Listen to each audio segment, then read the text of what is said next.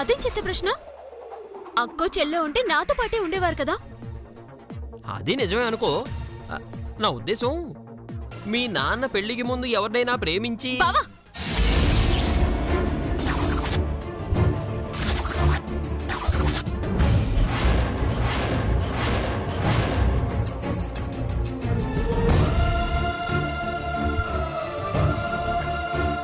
మా వాళ్ళ గురించి ఇంకొక మాట మాట్లాడినా బాగుండదు. సారీ ఈ చిన్న డౌటు క్లారిటీ కోసం అడిగానులే, ఇక మళ్ళీ అడగను. నీ డౌట్లన్నీ తీరినట్టే కదా? తీరినట్టే. ఈ డ్రెస్ మార్చుకోవచ్చా? మార్చుకో. అయితే బయటకెళ్ళు. పర్లేదు, మార్చేసుకో. ఏంటి? ఓకే కన్ఫ్యూజన్లో అన్నాను. మార్చుకో.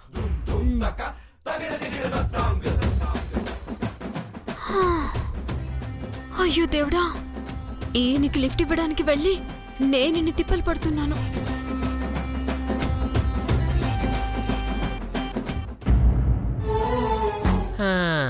అంటే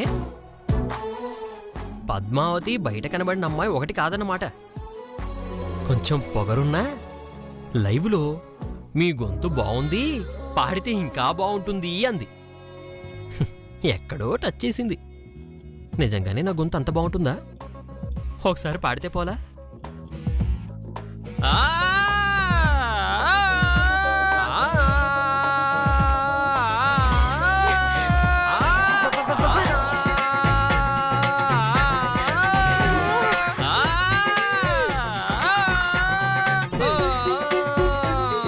శ్రీనివాసులు, బయట ఏదో గాడిద అరుస్తున్నట్టుంది, వెళ్ళి తోలేసిరా. దీనమ్మ జీవితం. ఈయనొకరు ఎప్పుడు చూడు డిస్కరేజ్ చేస్తుంటారు. అలాగే నాన్నగారు.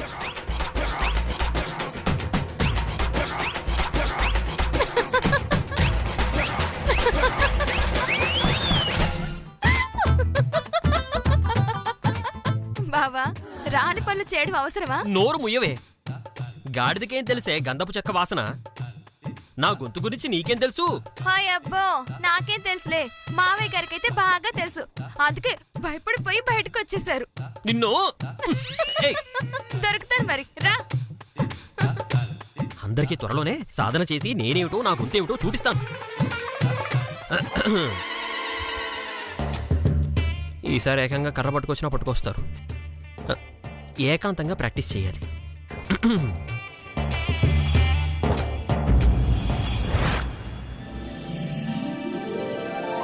వదినా, వదినా, వదినా, ఎంతసేపు అయింది వదినా వచ్చి? ఇక్కడే నిలబడ్డారే, రండి కూర్చుందరు. పర్వాలేదు వదినా, పేరెంట్ అని చెప్పడానికి వచ్చాను. ఏంటి వదినా విశేషం? రేపు మా మనవరాలి మొదటి పుట్టినరోజు. ఇంట్లోనే చేస్తున్నాం.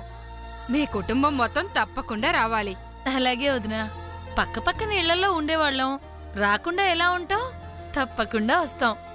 పద్మావతి, వచ్చావా? నీకోసమే చూస్తున్నానమ్మా. నాకోసమా? చెప్పండి ఆంటీ. ఏమీ లేదమ్మా, మా మనవరాలి పుట్టినరోజు. కాస్త ఏమనుకోకుండా మా ఇంటికొచ్చి వచ్చిన అతిథులందరికీ వండి పెడతావని. కుదరదు.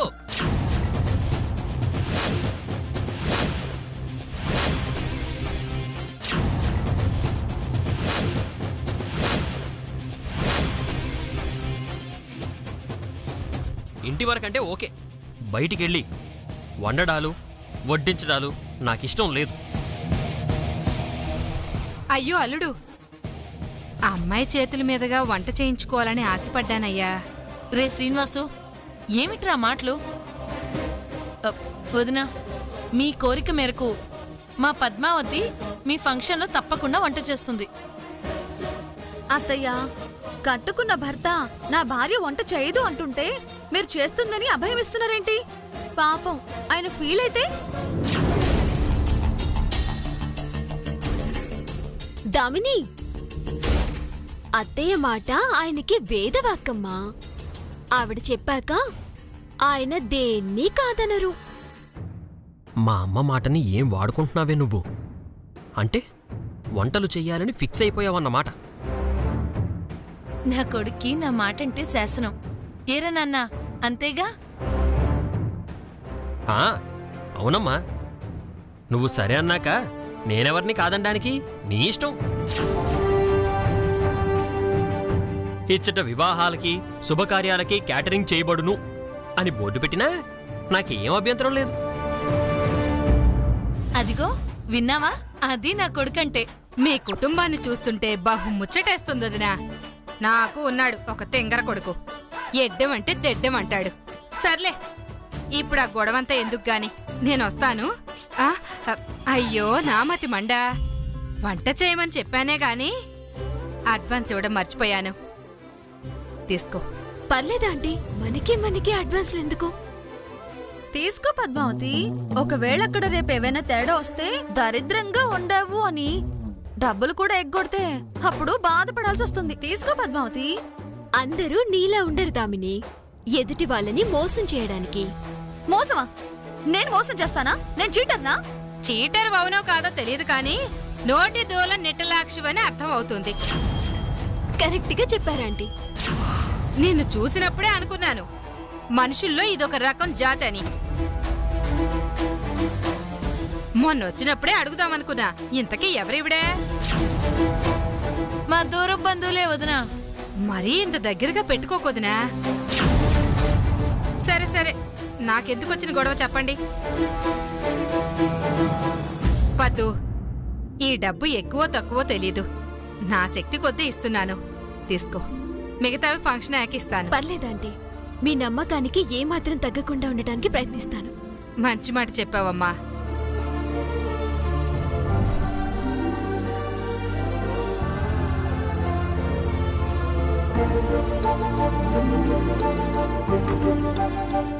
అల్లుడు, తప్పకుండా రావాలి నువ్వు.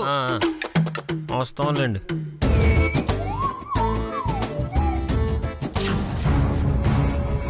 వ్యాపారం మొదలు పెట్టావా? వ్యాపారం. ఈ వంటలుండి నీకు మంచి పేరు వచ్చేస్తే ఇక నీకు సంపాదనే సంపాదన. అదే జరిగితే పద్మావతి ఇంటికి దేవత అయిపోతుంది, మన వాల్యూ పడిపోతుంది. నో, నేనుండగా అది జరగకూడదు, జరగనివ్వను. అమ్మ పద్మావతి, నిన్ను నువ్వు నిరూపించుకోవడానికి ఇదొక అవకాశం. అద్భుతంగా వండి అందరితో శభాష్ అనిపించుకోవాలి. అమ్మా, ఇలా అంటున్నానని తప్పుగా అనుకోకు. పద్దు వండటం నాకు ఇష్టమే. కాకపోతే ఏదైనా తేడా వస్తే అటు తనకి ఇటు మనకి చెడ్డ పేరు వస్తుందేమోనని. కరెక్టే అత్తయ్య గారు. ఆడవాళ్లు బయటకెళ్ళి 10 మందిలో పనిచేస్తే మన కుటుంబం గురించి నలుగురు ఏమనుకుంటారు? శ్రీనివాస్ గారిని ఎలా చూస్తారు? చాలా బాధగా ఉంది దామిని. ఆడవాళ్లు బయటికి వెళ్లి పనిచేస్తే నలుగురు ఏమనుకుంటారో అని మరో ఆడది అనుమానపడ్డం చాలా బాధగా, ఆశ్చర్యంగా ఉంది. అసలు ఆడవాళ్లు బయటికి వెళ్లి పనిచేస్తే తప్పేంటి? కుటుంబాన్ని పోషించుకోటానికో, చదివిన చదువుకి న్యాయం చేయటానికో, తమ వయసు వారికి అండగా ఉండటానికో మేం గడప దాటి వెళ్తున్నామే తప్ప టైంపాస్ చేయడానికి కాదు. రంగురంగుల బట్టలు కట్టుకోవడం కాదు. ఆరోగ్యం సహకరించకపోయినా, కట్టుకున్న వాళ్ళు కోఆపరేట్ చేయకపోయినా, నీలాంటి వాళ్ళు ఎత్తి పొడిచినా మేము రాత్రింబవళ్ళు కష్టపడేది మా కోసం, మా ఆత్మాభిమానాన్ని కాపాడుకోవడం కోసం. మా దారిలో ఎన్ని కుక్కలు మురిగినా చూస్తూ వెళ్తామే తప్ప మా ప్రయాణం మాత్రం ఆపం. ఆపితే మేము ఆడపిల్లలమే కాదు. శభాష్ పద్మావతి. విన్నావుగా దామిని, తప్పు చేయటానికి భయపడాలి కానీ కష్టపడటానికి కాదు. చేతనైతే కష్టపడే ఆడవాళ్ళకి సెల్యూట్ చేయి, లేదంటే మౌనంగా ఉండు. అంతేకాని అడ్డమైన విమర్శలు చేస్తే పర్యవసానం మరోలా ఉంటుంది. పద పద్మావతి.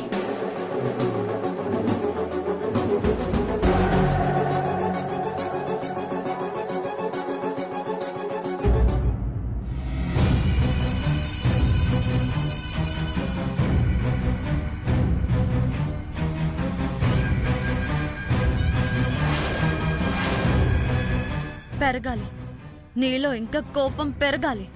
ఇలా చిన్న చిన్న విషయాలే పెద్దవవ్వాలి. నువ్వు దాన్ని మెడబట్టి బయటకు గెంటేయాలి.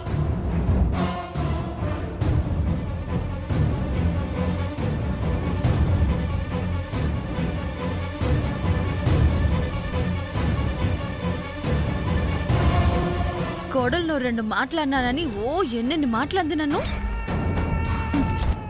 ఇప్పుడు దీని సంపాదన మొదలైంది. ఆ సంపాదన ఈ ఇంటికి ఆధారమైతే నేనెందుకు పనికి రాకుండా పోతాను? అదందరికీ దేవతలా కనిపిస్తుంది. నో, రేపు ఆ ఫంక్షన్ అప్సెట్ చేయకపోతే చాలా కష్టం.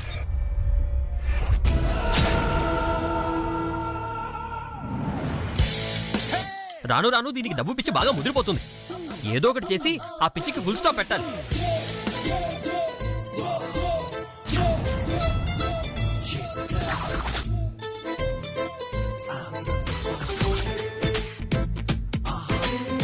దించుతానే, నీ తలపొగరు దించుతాను.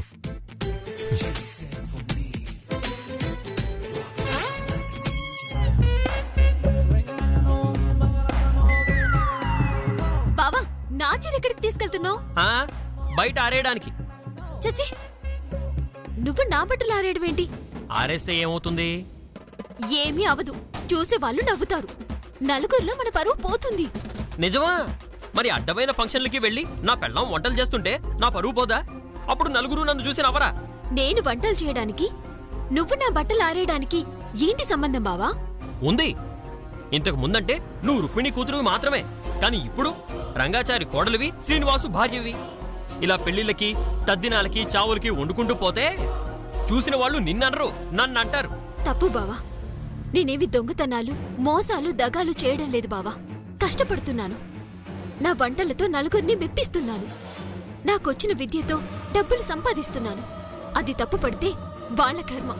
అంతేగాని నువ్వు మాత్రం వంటలు వండడం ఆపను అంటావు. అసలెందుకు ఆపాలి బావా?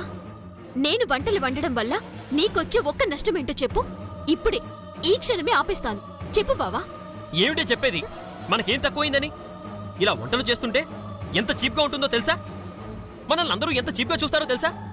రేపు ఆ ఫంక్షన్కి వచ్చే అందరిలో నేను ఎలా తలెత్తుకుని తిరగాలి? నువ్వు మరీ ఎక్కువగా ఆలోచిస్తున్నావు బావా. నువ్వు తలదించుకునే పని ఈ పద్దు ఎప్పుడు చేయదు. ఇప్పుడు చెప్తున్నాను, రేపు నేను వంట చేస్తున్నాను. అందరి ముందు శభాష్ అనిపించుకొని చప్పట్లు కొట్టించుకుంటాను. ఇలాంటి భార్య దక్కటం మీ అదృష్టమని అందరూ పొగడేలా చేస్తాను. అందరి ముందు నువ్వు గర్వంగా తల ఎత్తుకునేలా చేస్తాను. అలా చేయలేకపోతే మళ్ళీ జీవితంలో ఇంకెప్పుడు వంట చేయను అని ప్రామిస్ చేస్తున్నాను. సరే, చూస్తా. రేపు ఫంక్షన్లో ఏ చిన్న అవమానం జరిగినా ఇక జీవితంలో వంట చేయను అంటావు, అంతేగా? 100% అంతే. సరే, నాకు పాటలు నేర్పుతానన్నావుగా, ఎప్పుడు నేర్పుతావు? నేను ఊరికే ఏది నేర్పను. అది సంగీతమైనా వంటైనా. ఏం కావాలో చెప్పు, ఇస్తాను. సాయం సాయం కావాలి. ఏంటా సాయం? నేను చేసే ప్రతి పనిలో మీరు సాయం చేస్తే నేను నీకు సంగీతం నేర్పిస్తాను. ఓ శాంతేనా? చెప్పు, ఏం పని చేయాలి? చెప్పాక ఈ పనా ఆ పనా అనకూడదు. ఏ పని చెప్పినా చేయాలి. ఏ పని చెప్పినా కాదనకుండా చేస్తాను, చెప్పు. ఏది? నా తలకి ఆయిల్ పెట్టించడమే. ఆయిలా? నేనా?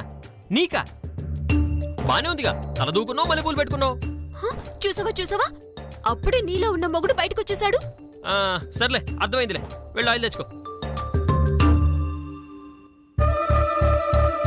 ఛీ, సంగీతం కోసం దీన్ని బ్రతులు ఆడుకోవాల్సి వస్తుంది.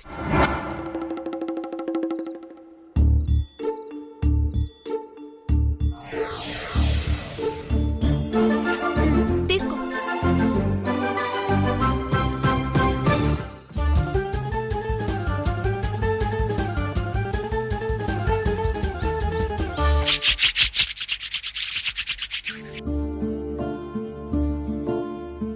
ఎంత నూనె పోస్తావు బావా? పట్టాలి కదే. చాలు.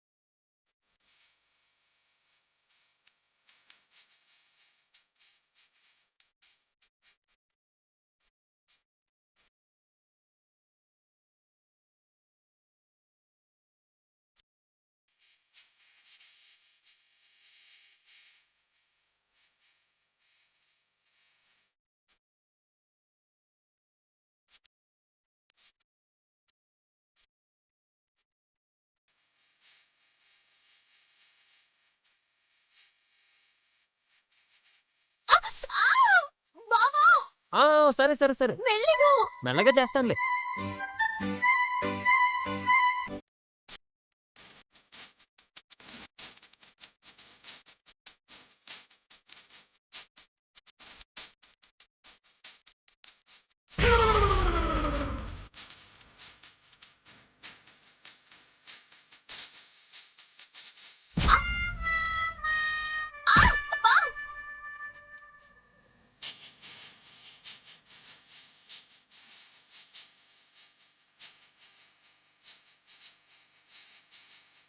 రే శ్రీనివాసులు,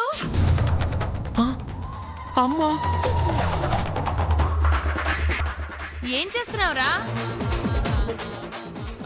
అదమ్మా పద్మావతి జడ సరిగ్గా ఉందో లేదో చూడమంది, చూస్తున్నాను. కొంచెం తలుపేసుకొని ఆయన. సరే.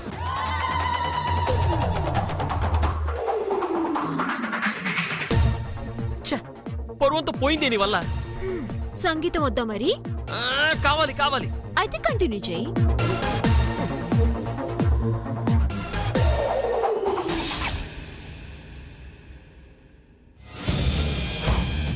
హలో, ఇంట్లోనే ఉన్నాను.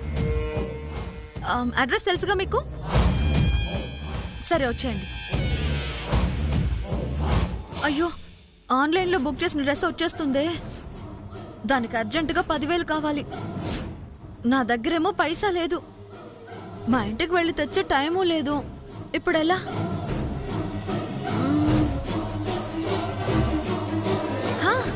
గోవిందని అడిగితే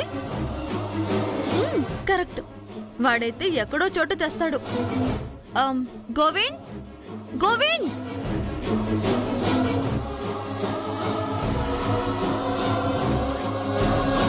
ఏంటి దామిని? గోవింద్, నాకు అర్జెంటుగా ఒక 10,000 కావాలి. ఉన్నాయా? నాకు 10 రూపాయలు కావాలన్నా అమ్మని అడగాల్సిందే.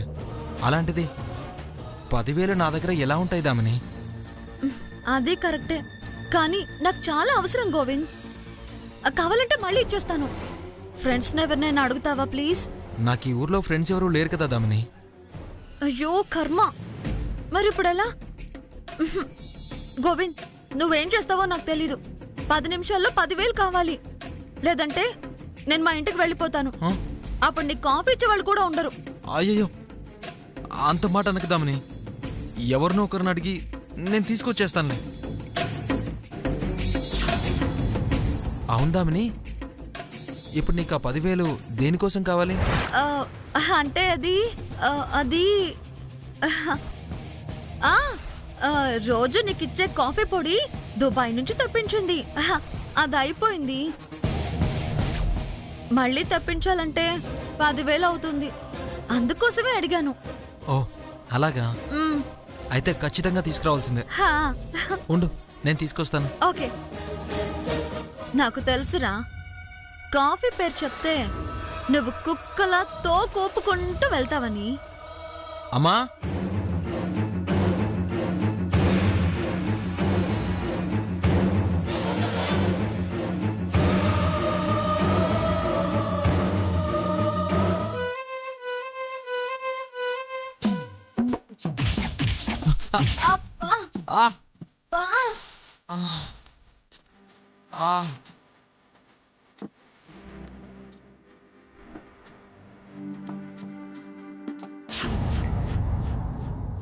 ఏయ్, గుద్దింది కాకుండా మళ్ళీ దెయ్యంలాగా ఏంటా చూపు? పోవతలకి. గుద్దు ఏంటి? తలతో మళ్ళీ ఇంకోసారి కొట్టమంటున్నాను బావా. లేదనుకో ఇద్దరికి కొమ్ములు వస్తాయి. కొమ్ములా? నువ్వేమైనా బొమ్మరిల్లు సినిమాలో జెన్నిలీ అనుకుంటున్నావా? నోరు మూసుకుని పోవే.